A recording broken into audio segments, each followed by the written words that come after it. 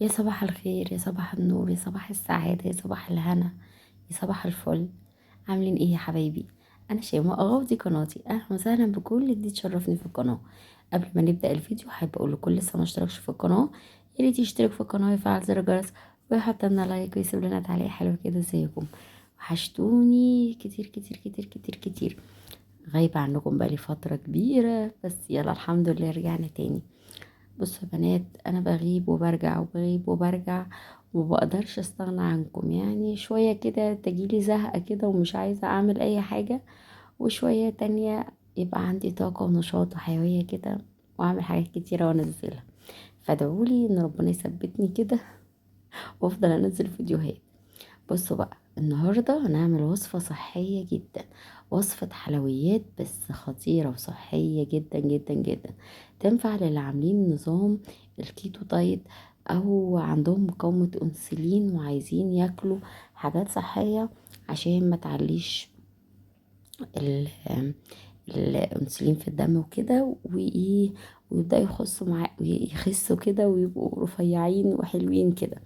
بصوا بقى، انا اول حاجة هنا جبت 3 بيضات وعليهم معلقتين زبدة، وعليهم حوالي مفروض 3 معالق، 3 معالق سكر دايت، اللي هو اي نوع بقى سكر دايت انت بتستخدميه يعني.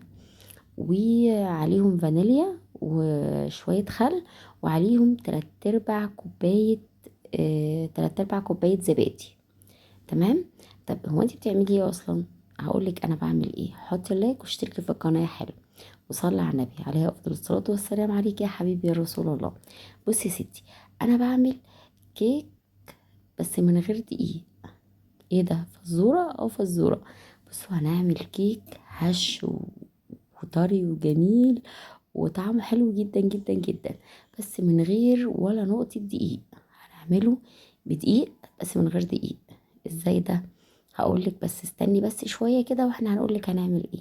بس ماشي معايا كده بالخطوات والدنيا هتبقى تمام تمام التمام. حطي اللايك واشتركي في القناة يا عسل. بصي يا ستي، زي ما قلت لك كده، انا جبت ال3 بيضات، حطيت عليهم رشة فانيليا، وحطيت عليهم رشة ملح بسيطة خالص، وحطيت عليهم معلقة خل، ونزلت عليهم ب3/4 كوب زبادي ومعلقتين زبدة، وضربت كل المكونات دي بقى مع بعض.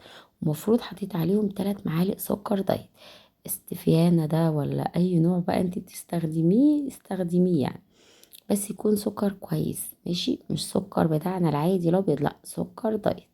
مفروض 3 معالق. انا ما حطيتش 3 معالق، حطيت حوالي 6 بكاوي كده كده، 6 ظروف او 7 ظروف سكر دايت. وضربت كل ده بالمضرب كويس جدا جدا جدا جدا. طيب تعالي بقى، الكيكه لازم دقيق. احنا مش هنحط دقيق، احنا هنحط هنا دقيق جوز الهند. طيب، او دقيق اللوز. ماشي. طب دقيق اللوز طبعا اسعاره خرافية جدا، اسعاره عالية قوي قوي، يعني ما نقدرش عليها بصراحة. فانا جبت دقيق جوز الهند. طيب، انا ما عنديش دقيق جوز الهند، اعمل ايه؟ عادي خالص، اعملي زي ما انا عملت يا ست الكل. جبت جوز الهند وضربتها في المطحنة، ماشي، بتاعة الخلاط، وبقى عندي دقيق جوز الهند بس. ده كل الموضوع. حطي لايك بقى واشتركي في القناة. حطيت عليه بقى، ضفت عليه، على دي جوز الهند ده، ضفت عليه باكو بيكنج باودر من دريم. حلو. وبعد كده قلبته كويس جدا جدا جدا مع بعضه، وبقى عندي دلوقتي الكيك جاهز وزي الفل. زودت بس نص معلقة صغيرة خل، وحطيت كمان نطرة فانيليا سايبة. قلت عشان ايه؟ يعني ريحة البيض وكده انا ما بحبهاش، فعشان ابقى متأكدة مليون في المية ان مفيش ريحة بيض. طيب شايفين الخليط بتاعي عامل زي هو ايه، يعني زي العجينة الهشة كده. هو الخليط مش سايب قوي ومش ماسك قوي، وبينتفخ وبيبقى حلو جدا، وبتبقى كيكة ما بتفرقهاش خالص عن الكيكة العادية، بيضة وهشة وجميلة جدا. بس هي طعمها عامل زي الشكلمة كده، طعمها حلو قوي قوي قوي، صحية جدا جدا جدا جدا. حطي لايك واشتركي في القناة. بس ايام سوري يعني على الجردة اللي انا بعمل فيه ده، بضرب فيه. بس الجردل ده انا كنت عاينه فيه اصلا جوز الهند، وخدته ضربته، ورجعت تاني حطيت فيه الزبدة عشان كانت في التلاجة جامدة، فسيحتها شوية عشان تبقى زي بحرارة المطبخ يعني. فيعني ايه، اعدي موضوع جردل تمام. ويحطي لي اللايك وصلي على النبي عليه افضل الصلاه والسلام. عليك يا حبيبي يا رسول الله. وادعي لي بالذريه، ان ربنا يرزقني بالذريه الصالحه، ويصلح لنا الحال كده، ويوفقنا في حياتنا يا رب. وادعي كمان ان ربنا يرحمك يا ابويا ويغفر لك، ويجعل قبرك رضوى من رياض الجنه انت وكل موتى المسلمين. بص يا بنات، الدنيا بتكركب ورعد وبرق، وتقولي ايه؟ هتشتي. اللهم صيبا نافعا. ويا رب حل ايام المفترجة دي انك ترزقنا كده بالذرية الصالحة، تصلح الحال. بتشتي يا بنات. اللهم صيبا نافعا. احنا مش عارفين بصراحة، هي احنا في الشتاء ولا في الصيف ولا الدنيا رايحة فين؟ بس الدنيا ماشية بالملخبط كده يعني. احنا في شهر 6 والدنيا بتشتي وبرق ورعد، والدنيا خلطة بيضة خالص بالصلصة. فيلا الحمد لله. بصي بقى، انا جبت القالب بتاعي دهنته، حطيت فيه ورق زبدة، ودهنته بسمنة كده بالزبدة، وحطيت في الخليط بتاعي وخبطت الخليط خبطتين، استوى بقى زي الفل. دخلته الفرن على درجة حرارة 180. بيقعد حوالي ربع ساعة، تلت ساعة، نص ساعة، براحته خالص بقى لغاية ما يستوي. اللهم صيبا نافعا.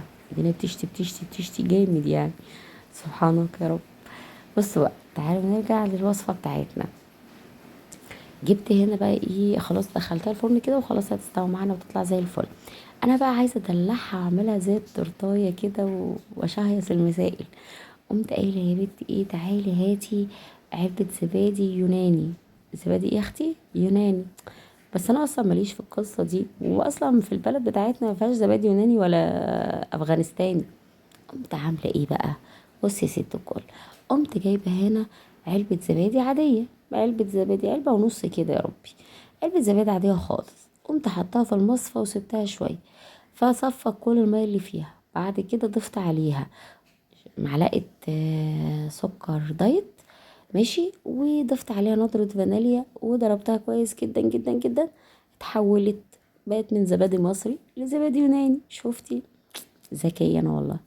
بس كان بصراحة الكيك طعمه جبار، حلو جدا.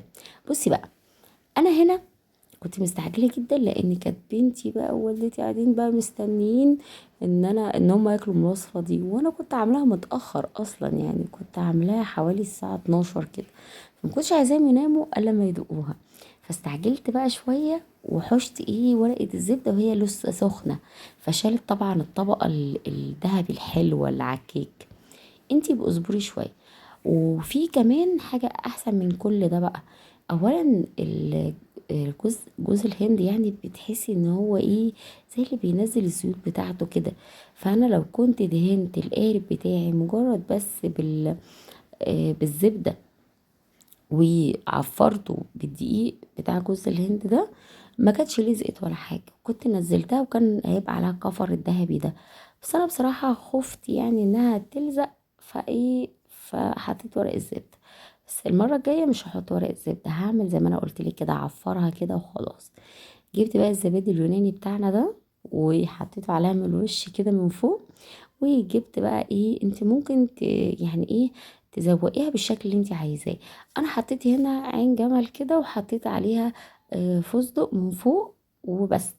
انت ممكن تحطي الفواكه اللي انت عايزاها، لو عامله كيتو دايت ممكن تحطي فراوله او توت. لو مش عامله كيتو يعني، نظام الكيتو، حطي بقى ايه الفواكه اللي انت بتحبيها. ممكن تحطي عليها كيوي، برقوق، شيء هيبقى شكلها جبار برضو. انا هنا بقى ايه، عشان مكنتش حاطه فيها سكر دايت كتير، فهي تحسي فيها نسبه يعني ايه، مش مسكره قوي. فانا قمت جايبه، كان عندي صوص كراميل، وده طبعا هيبوظ النظام، بس انا ما حطيتش كتير، خطين 3 بس كده كشكل يعني.